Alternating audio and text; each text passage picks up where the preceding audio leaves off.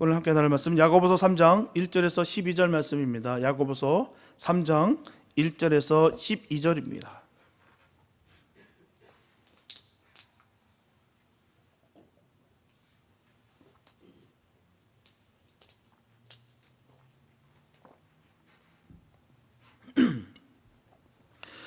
야고보서 3장 1절에서 12절 말씀입니다. 주님의 귀한 말씀 우리 한 절씩 교독하겠습니다. 내 형제들아, 너희는 선생된 우리가 더 큰 심판 받을 줄을 알고 많이 선생이 되지 말라. 우리가 다 실수가 많으니 만일 말에 실수가 없는 자면 곧 온전한 사람이라 능히 온몸도 굴레 씌우리라. 우리가 말을 순종케 하려고 그 입에 재갈 먹여 온몸을 어거하며 또 배를 보라. 그렇게 크고 광풍에 밀려가는 것들을 지극히 작은 키로 사공의 뜻대로 운전하나니 이와 같이 혀도 작은 지체로 돼 큰 것을 자랑하도다. 보라, 어떻게 작은 불이 어떻게 많은 나무를 태우는가. 혀는 곧 불이요 불의 세계라. 혀는 우리 지체 중에서 온 몸을 더럽히고 생의 바퀴를 불사르나니 그 사르는 것이 지옥불에서 나느니라. 여러 종류의 짐승과 새며 벌레와 해물은 다 길들므로 사람에게 길들었거니와 혀는 능히 길들일 사람이 없나니 쉬지 아니하는 악이요 죽이는 독이 가득한 것이라.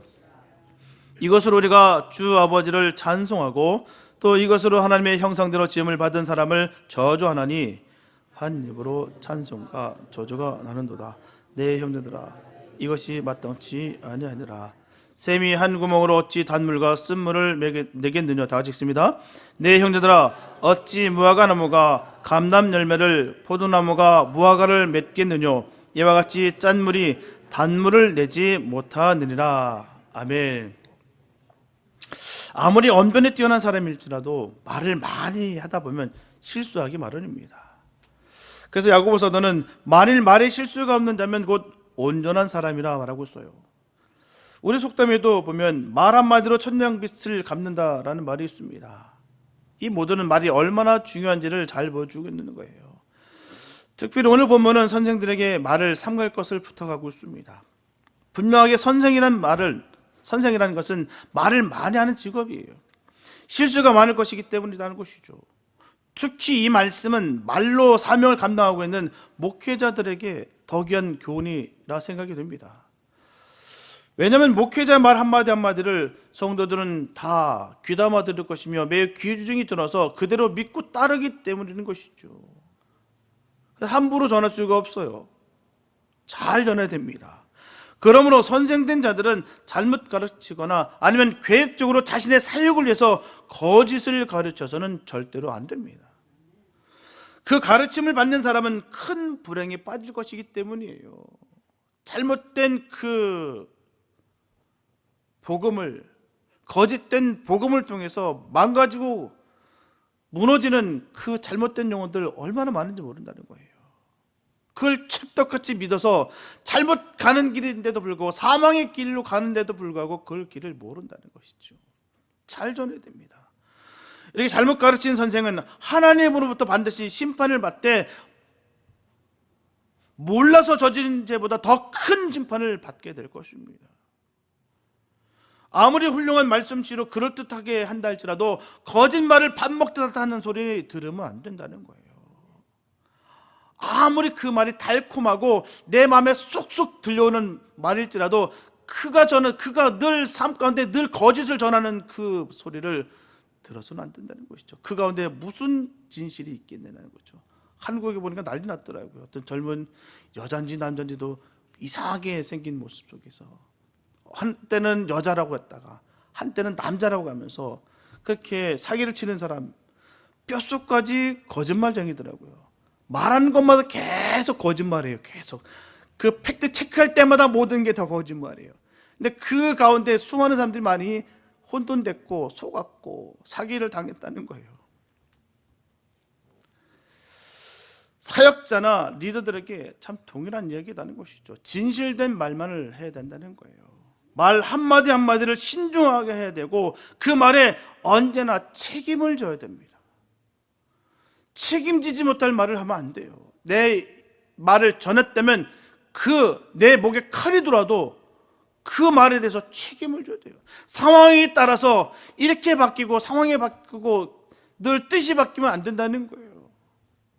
똑같이 동일해져. 어느 상황이든 그 말씀을 바로 전했으면 책임을 져야 됩니다.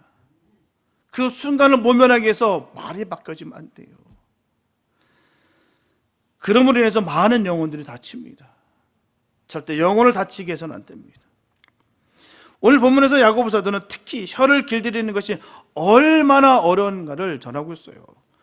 말은 일단 입 밖에 나면 다시 돌이킬 수가 없습니다. 주워 담을 수가 없어요. 그런데도 인간은 언제나 책임질 수 있을 만한 말만 하고 살아야 되는데 그렇게 될 수가 없다는 거예요. 그렇지 못한 경우가 많다는 것입니다. 하지만 분명한 것은 혀를 길들이는 것은 거의 불가능한 일이면서도 반드시 해야 될 일입니다. 반드시 해야 될 일이에요. 오늘은 이토록 중요한 말에 대해서 깊이 생각하면서 은혜 말씀을 나누겠습니다. 첫째, 성도는 바른 지식을 가져야 됩니다. 본문 1절에 보면 너희는 선생된 우리가 더 큰 심판받을 줄을 알고 많이 선생이 되지 말라라고 말씀하고 있어요. 이렇게 선생의 자격에 대해서 언급합니다. 그러면서 야고보 사도는 자신을 포함한 선생들이 더 엄중한 심판을 받게 될 것이다 라고 분명히 경고하고 있어요. 야고보 사도 당시 교회에서 선생이라는 직임은 어떤 위치였냐면 권위와 존경과 명성을 얻고 있었다는 거예요. 선망의 대상이었다는 것입니다.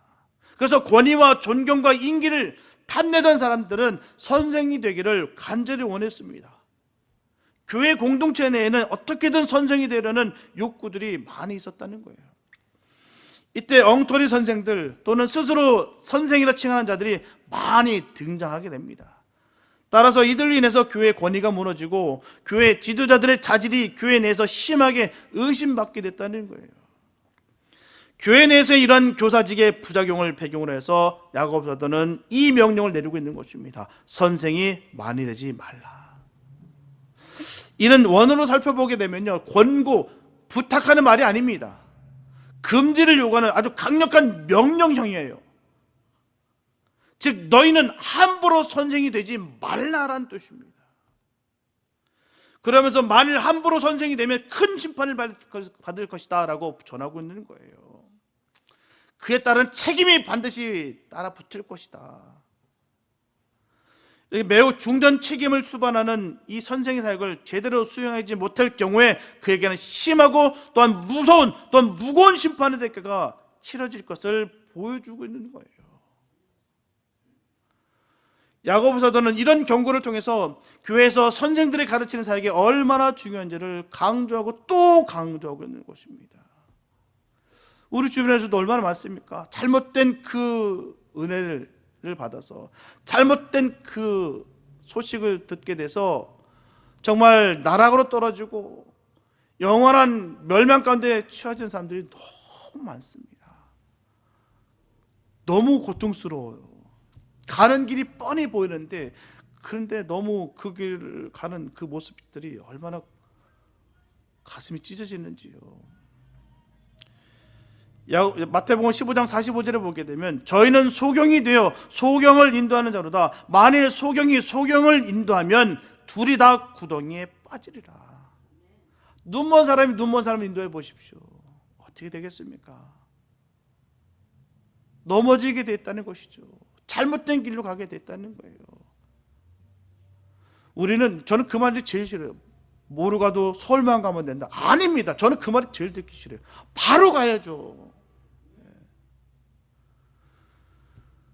수단과 방법도 선회되고요, 뜻도 선회되고요, 또 모든 것이 투명하게 되고요, 말씀 자체가 진실되기 때문에 모든 것이 진실되어야 되는 것입니다. 저는 그 말씀을 믿습니다. 우리 하나님을 믿기 때문에, 하나님이 어떤 분이신 것을 내가 믿기 때문에 우리는 그렇게 살아야 될 줄 믿습니다. 모르고 가도 서울만 가면 되는 거 아니에요. 바로 가야 되는 거예요. 바른 복음에 바른 길을 걸어가야 되는 것입니다. 둘 다 눈이 멀었는데 어디를 끌고 가겠습니까? 결국은 종착역은 망하는 것밖에 없다는 것이죠. 세상에는 많은 진리가 있는 것 같지만 실상은 오직 하나의 진리만 있을 뿐입니다. 그것은 하나님의 천지를 창조하시고 하나님이 뜻대로 이루신다. 이게 진리입니다. 그런데도 불구하고 많은 사람들은 하나님의 창조성은 말할 것도 없거니와 살아계신 하나님의 존재 자체도 부인한다는 거예요. 이 지식은 자신을 죽이고 그 교훈을 받는 사람 또한 죽이는 너무 잘못된 지식입니다. 마치 제국주의 국가관이라든지 전체주의 애국심이 이웃의 평화로운 나라와 민족을 침략하게 만들고 전쟁을 도발하여서 수많은 생명과 재산을 파괴하는 결과를 가져온데도 불구하고 그것이 진리이냐 맹목적으로 믿고 따르는 것과 마찬가지라는 거예요. 잘못된 정의가 무시무시합니다. 베드로후서 2장 1절 전반부에 보게 되면 민간에 또한 거짓 선지자들이 일어났었나니 이와 같이 너희 중에도 거짓 선생들이 있으리라. 이처럼 잘못된 영적 지식은 육체뿐만 아니라 영혼까지도 멸망시키는 너무나도 무서운 독입니다. 독에 독살되는 것이 얼마나 무서운데요. 인펙션이 얼마나 무서운지요. 저 예전에 당해봐서 알아요. 개한테 물렸는데 이게 인펙션이 되는데 온 몸이 진짜 수포가 생깁니다. 입천장도 온 천장이 다 고름이 질질질 흘러버려요. 그 물린 자국에서는 통증이 있는데 나중에 그러더라고요. 나중에 통증이 없어질 거래요. 없어지는 순간 그 다리는 내 다리가 아니랍니다. 절대 안 되던데요. 온 몸이 막 염증이 터져 나오는데 무섭더라고요. 항생제가 안 들어요. 최종 항생제가 탁 들어서 그래서 저는 살았습니다. 이 정말 무섭습니다. 이게 인펙션 되는 게 얼마나 무서운데요. 고린도후서 11장 13절부터 15절 말씀 보게 되면 저런 사람들은 거짓 사도요 괴율의 역군이니 자기를 그리스도의 사도로 가장하는 자들이라. 이것이 이상한 일이 아니라 사단도 자기를 광명의 천사로 가장하나니 그러므로 사단의 일꾼들도 자기를 의의 일꾼으로 가장하는 것이 또한 큰 일이 아니라 저의 결국은 그 행위대로 되리라. 사단이 사단의 모습으로 온다면 구별하지 못하는 사람이 없을 거예요. 사단이 사단의 모습은요 얼마나 흉측하고 얼마나 무시무시한 모습이겠습니까? 그러면 대반 알죠. 하지만 천사의 모습으로 오기 때문에 속는 거예요. 미혹의 영이 무서운 이유가 여기 있다는 것입니다. 우리 마음에 쏙 들게 온다는 거예요. 자신이 홀렸다는 것조차도 눈치를 못 챕니다. 이 미혹의 영이 그렇습니다. 서기 312년경에 교회는 엄청난 어려움에 처하게 됐어요. 그것은 진리에 관한 싸움들이었습니다. 그 당시에 이 세상의 교회는 아리우스라는 사람과 그를 따르는 사람들, 그리고 아사나나시우스라는 사람과 그를 따르는 사람들로 나뉘었어요. 그리고 이 진리 싸움의 결과로서 우리가 잘 아는 니케아 신경이 나오게 되는 거예요. 그런데 중요한 것은 아리우스가 천사와 같았다는 것입니다. 그 누가 봐도 검소하고 온유하고 정직하고 거룩하게 보였다는 거예요. 그런데 그의 가르침은 예수님은 하나님이 아니라 단지 피조물이라는 것이었습니다. 지금 여호와 증인들도 마찬가지로 주장을 하고 있는 거예요. 아무튼 아리우스의 인품 때문에 수없이 많은 사람들이 그의 주장을 믿고 속아 넘어갔어요. 반면에 아사나시우스는 성격이 아주 강하고 투철하고 진리에 관한 한 조금의 양보가 없었습니다. 냉정했다는 것이죠. 그래서 이 사람 저 사람과 변론한 관계로 인간적으로는 완강하게 보였다는 거예요. 전혀 타협이 없었다는 것이죠. 진리에서만 그 가운데서는 한치의 양보도 없었습니다. 그렇다면 누가 바른 선생일까요? 누가 온전한 사람이겠습니까? 하나님께서는 기독교 역사 속에서 아사나시우스의 손을 들어주었어요. 즉 교사의 자격에서 가장 중요한 것은요 하나님의 복음을 바르게 가르치는 거예요. 상황에 따라서 비유를 맞추기 위해서 좋은 게 좋은 거니까 아닙니다. 바로 전해야 되는 거예요. 한치 양보도 없습니다. 바로 전하는 거예요. 속지 마시기 바랍니다. 거짓 선지자들이 여러분을 속일 때 무엇으로 속인지 아십니까? 바로 착한 행동으로 속인다는 거예요. 인간적인 착한 행동 말입니다. 사람들에게 아주 잘해주면서 속인다는 거예요. 자신에게 필요한 것들을 채워준다는 것입니다. 그러면서 비진리를 가르치는 거예요. 이런 형태가 바로 이단들의 전형적인 특징인 것입니다. 그래서 그 속에서 빠져나오지 못한다는 거예요. 아, 저 사람이라면 아니야, 틀림없어. 저 사람이 지금 믿고 있는데 그럼 괜찮을 거야. 너무 이쁘고 착하고 반듯해 보이니까 다 속는 거예요. 비진리를 가르치는데도 불구하고 그냥 멍청하게 가는 거예요. 속는 것입니다. 영적으로 성숙하시기 바랍니다. 주님의 뜻이 무엇인지, 주님의 말씀이 무엇인지를 바로 새길 수 있는 우리가 되기를 예수 이름으로 축복합니다. 성령의 도움 없이 사람은 결코 참된 영적 지식을 얻을 수가 없어요. 하나님의 계시에 의한 예수 그리스도의 복음 외에 참된 영적 지식은 없습니다. 그러나 우리 사회는 얼마나 많은 거짓 진리가 수많은 사람들의 영혼을 사냥하고 있는지 몰라요. 지금 이 시간도 영혼이 사냥당하고 있습니다. 우리 주변에는 구원의 진리를 가정한 종교가 수없이 많이 있습니다. 그래서 늘 경계하고 또 조심해야 되는 거예요. 언제나 주님의 말씀으로 검증이 되어야 됩니다.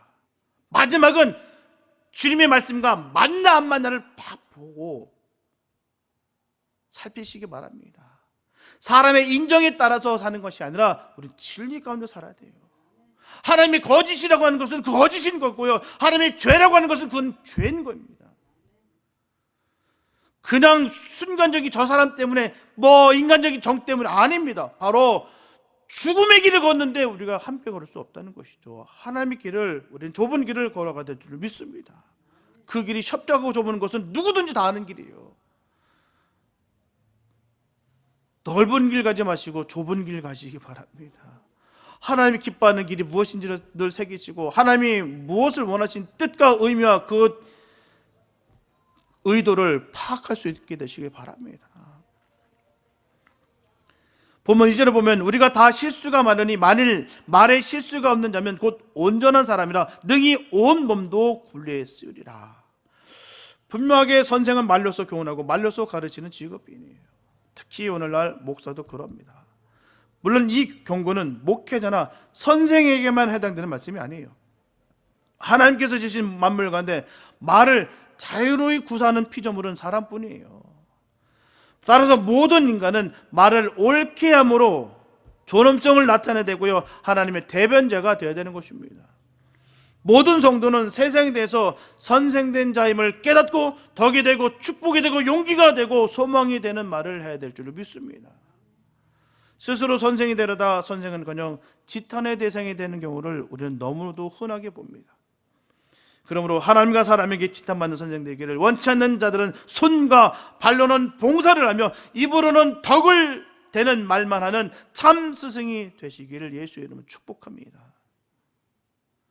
둘째, 성도는 바른 말을 해야 됩니다. 말에 대해 중요성은 아무리 강조하고 강조해도 지나치지가 않아요. 그 말로 인해서 생기게 되는 파급력은 너무 어마어마하기 때문이에요. 말이 씨가 된다는 우리 속담처럼 말이라는 것은요, 한 번 말하면 그것으로 끝이 나는 것이 아닙니다. 바로 사람의 마음속에 들어가서 씨가 되는 거예요. 그런데 그 씨가 어느 때는 사람들에게 활기와 용기와 믿음과 힘과 기쁨과 소망과 행복을 주는 바로 생명의 씨가 되는데요, 어느 때는 절망과 우울과 슬픔과 고독과 포기 등의 바로 사망의 씨로 심어질 때도 있다는 거예요. 그래서 말의 씨는 사람을 살리는 강한 힘을 가질 수도 있고요, 반면에 사람을 죽이는 힘을 가질 수도 있다는 것입니다. 또한 생명의 언어가 있고 사망의 언어가 있다는 말이에요. 탈무드에 보면 이런 말이 있습니다.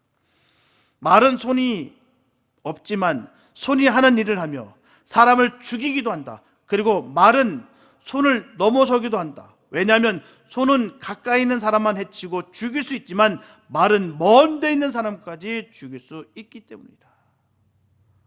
참 무서운 뜻입니다. 그래서 손보다 말이 더 무섭다는 거예요. 그 말 한마디로 와장창 무너지는 경우가 얼마나 많은지 모릅니다. 성도라고 한다면 반드시 바른 말을 해야 된다는 것은 너무나 당연한 거예요. 그렇다면 어떻게 하면 성도가 바른 말을 할 수가 있겠습니까? 첫째, 혀는 말의 입에, 바로 타는 말입니다. 말의 입에 재갈을 물리듯 해야 된다는 거예요. 본문 3절에 보게 되면 우리가 말을 순종케 하려고 그 입에 재갈 먹여 온 몸을 어거하며라고 말씀하고 있습니다. 사람이 타는 말을 자신의 뜻대로 자유롭게 사용하려면 입에 재갈을 물리고 굴레를 씌우지 않으면 안 된다는 거예요. 만약에 말에 굴레를 씌우지 않고 사용한다면 사람이 말을 등에서 떨어지거나 아니면 자신이 의도하는 전혀 다른 길로 말은 이끌어갈 것입니다. 혀는 바로 이 말에 비유될 수가 있다는 거예요. 사람이 혀를 바로 사용하자고 한다면 말의 입에 재갈을 물리고 굴레를 씌우듯이 혀를 조심해서 사용하고 말을 자제해야 된다는 것입니다. 잠언 10장 19절에 보면 말을 많이 하는 자는 허물을 면키 어렵고 입술을 제어하는 자가 지혜로운 자다. 이렇게 말을 많이 하다 보면 남을 비판하고 때로는 남의 비밀을 누설하기가 쉽습니다. 잠언 20장 19절을 보게 되면 입술을 벌린 자를 사귀지 말지니라.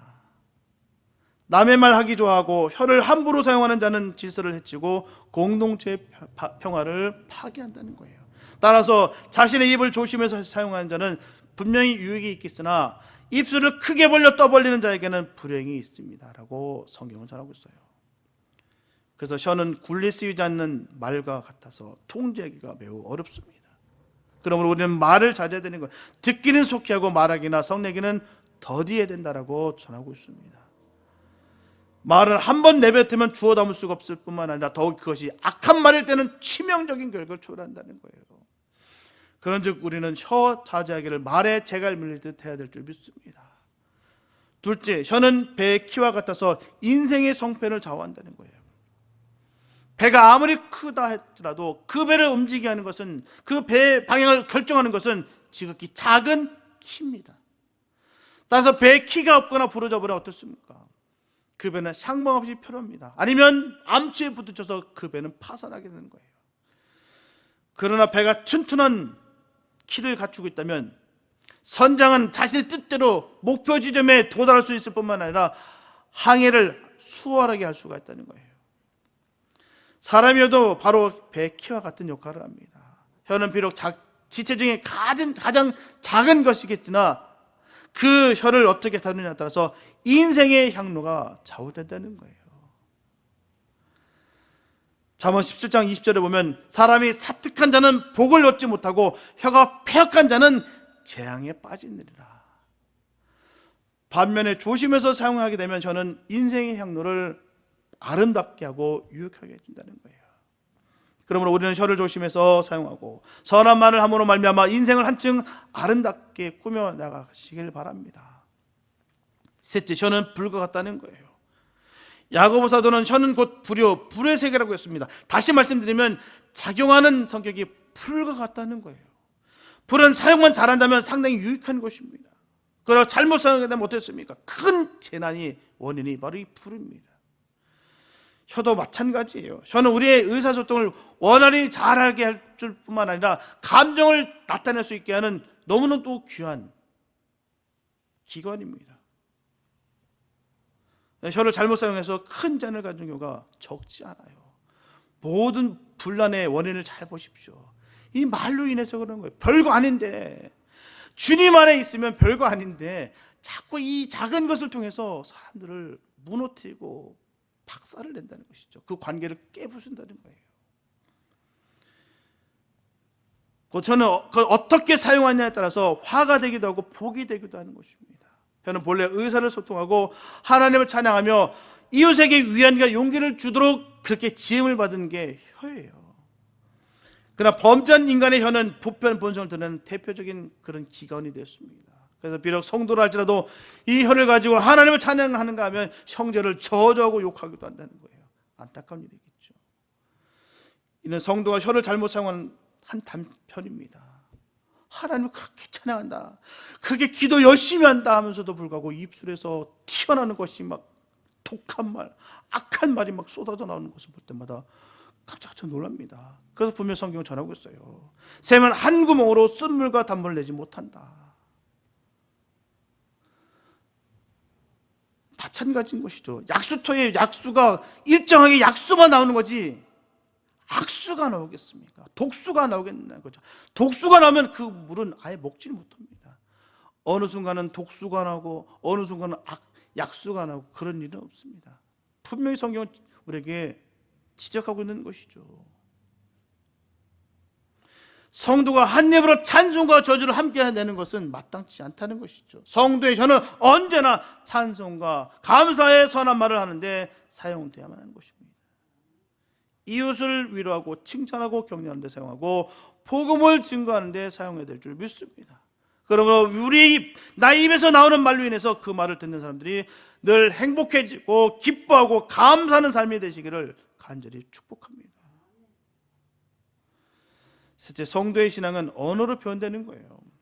언어는 인간의 의식을 나타내는 가장 적절한 표현의 수단입니다. 어떤 사람의 의식 정도를 알아보는 지름길은 그가 어떤 언어를 구사하고 있느냐, 어떻게 어휘를 사용하느냐 살펴보면 그대로 정답이 딱 나옵니다. 그 사람의 본 진가가 그 입술의 고백 속에서 그대로 나는 거예요. 말 속에는 그 사람이 지닌 생각과 인격이 고스란히 반영되는 거예요. 얼굴은 너무 곱상하고 너무 착한데 입은 너무 거친 사람이 있다는 거예요. 그 사람의 삶이 거치다는 거겠죠. 일상생활 속에서 항상 예수 그리스도를 부인하는 말을 하는 사람이 주님을 향한 진실한 믿음을 가질 수 있을 리 없습니다. 또 주님을 전혀 사랑하지 않는 사람이 늘 찬미하고 감사를 이야기의 주제로 삼는 경우도 드문다는 거예요. 인간의 혀는 항상 의식의 지배를 받아서 움직이는 것만은 아니에요. 의식과 무의식 중에 인간의 혀는 진실을 나타냅니다. 늘 겸손한 마음으로 주님의 은혜를 상고하는 성도라면 그가 하는 이야기 속에 늘 역시 겸손하고 신실함이 튀어나옵니다. 그래서 본문 12절에서 전하고 있듯이 무화과나무에 무화과가 열리고 포도나무가 포도 열매를 맺는 것 같은 이치예요. 성도들이 사용하는 언어나 말투는 그 가슴 속에 지니고 있는 신앙을 여신이 표현하는 거예요. 절대로 사람에게서 늘 전합니다. 말 실수는 없어요. 담겨져 있는 것이 나오게 되어 있습니다. 명심하십시오. 내가 무엇을 담느냐에 따라서 그대로 나오게 됐습니다.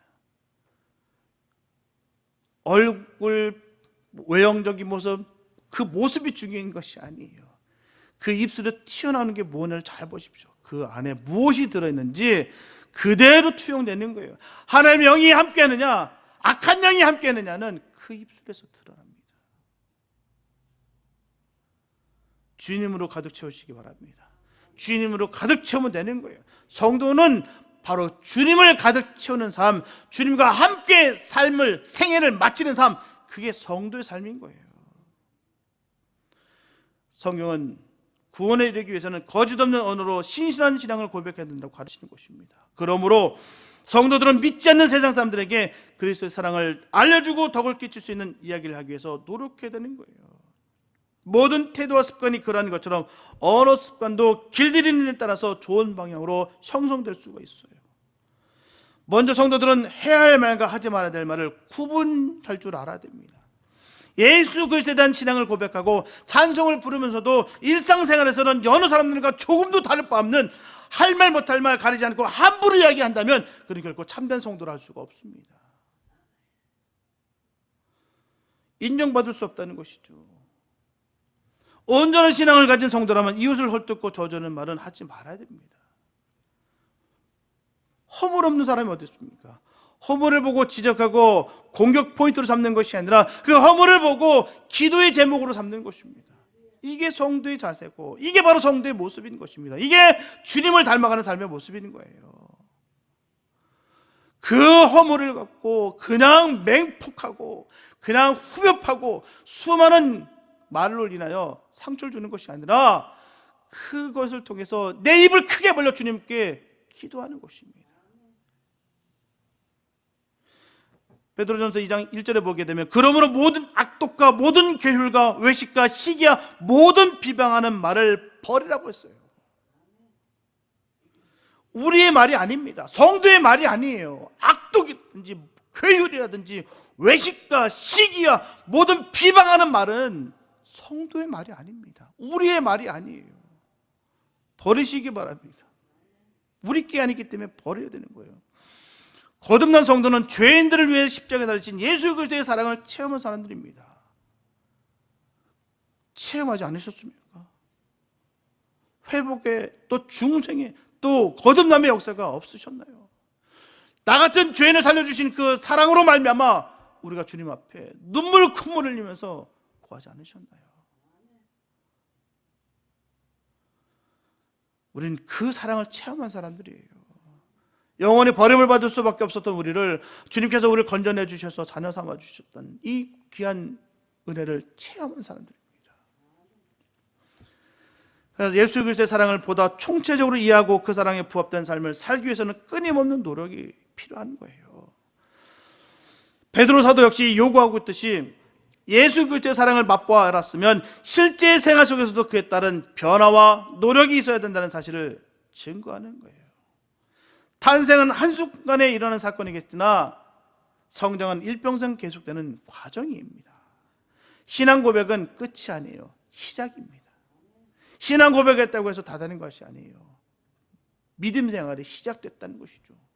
따라서 거듭난 성도는 부활과 영생에 이르기까지 주님을 늘 사모하면서 그리스도의 사랑에 맞들어가는 삶을 살아가야 될 줄 믿습니다. 본문에서 보면 야고보 사도도 증거하는 바와 같이 성도들이 하나님의 형상대로 지음받은 형제를 저주한다는 것은 하나님의 사랑을 왜곡하고 자기 신앙을 스스로 부인한다는 것이죠. 내가 주님으로 말미암아 거듭났는데, 내가 주님으로 말미암아 사랑으로 말미암아 내가 건져을 받았는데, 그러면 내가 함부로 함으로 인해서 나 또한 그게 거부되는 거예요. 부인되는 거예요. 하나님을 부인하는 것입니다. 하나님은 차별 없으세요. 모든 영혼을 사랑하십니다. 회개하는 그 모든 영혼들 말이에요. 우리 스스로 우리가 평가하고 판단할 수 없어요. 할 수만 있다면 더 많은 축복의 말을 해주기 위해서 좀 더 진지한 마음으로 그리스도의 사랑을 증거하기 위해서 성도들은 늘 자신의 한 말을 되새겨보고 신중하게 얘기해야 되는 것입니다. 그래서 거짓말 역시 성도들이 하지 말아야 될 말 가운데 하나인 것이죠. 베드로전서 3장 10절에 보면 그러므로 생명을 사랑하고 좋은 날 보기를 원하는 자는 혀를 금하여 악한 말을 그치며 그 입술로 괴열을 말하지 말라라고 전하는 거예요.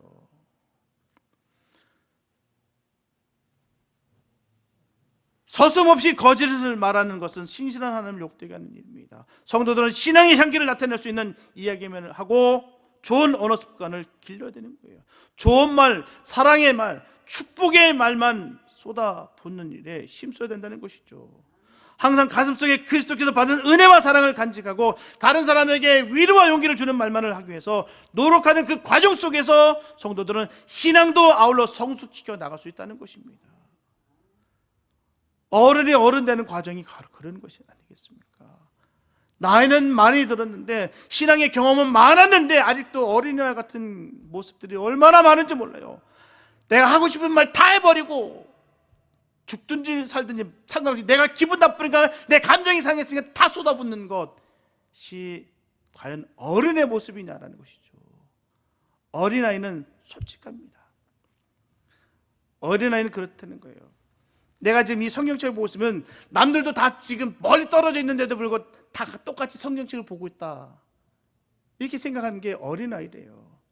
어른은 그렇지 않습니까? 내가 이걸 보는 것이지 저 뒤에 있는 사람이 나랑 똑같이 이 성경책을 보고 있을 거라 생각을 합니까? 안 하죠. 나만 보고 있고 다른 사람은 다른 일을 볼 수 있다 여겨주는 것이 어른의 모습인 것처럼 내 감정, 내 기분에 솔직한 것이 아니라 내가 쏟아부는 그 감정 속에서 정말 사람을, 영혼을 살릴 수 있는 말이 터져서 나오고 있는가, 주님의 사랑으로 내가 살아가고 있는가를 고민하고 애쓰는 것이 어른이라는 거예요. 그러면서 성숙되어지는 것이죠. 수많은 말을 들어가면서 내가 그 기분과 감정을 내가 폭발하는 것이 아니라 그 가운데서 하나님의 마음을, 하나님의 형상을 회복하기 위해서 내가 몸부림치고 기도하고 애쓰는 그 가운데 내가 자라나는 것이죠. 그게 성숙입니다. 그 꼴 저 꼴 보기 싫어서 내 마음대로 살아가기 때문에 성숙되지 않은 모습이, 아직도 다듬어지 않은 모습들이 우리 주변에 얼마나 많은지 모릅니다. 그 말을 새기지를 못해요. 삼키지를 못해요. 팍 쏟아붓습니다. 내가 받았으니 난 2배로 3배로 아픈 말을 쏟아붓는, 결코 성숙의 모습이 아닙니다. 하나님께서 도와주시는 역사가 없이는 이 노력도 단지 인간의 몸부림이 될 뿐이에요. 하나님 능력은 인간이 생각할 수 없는 한결 훨씬 뛰어넘습니다. 주님의 마음을 품으시기 바랍니다.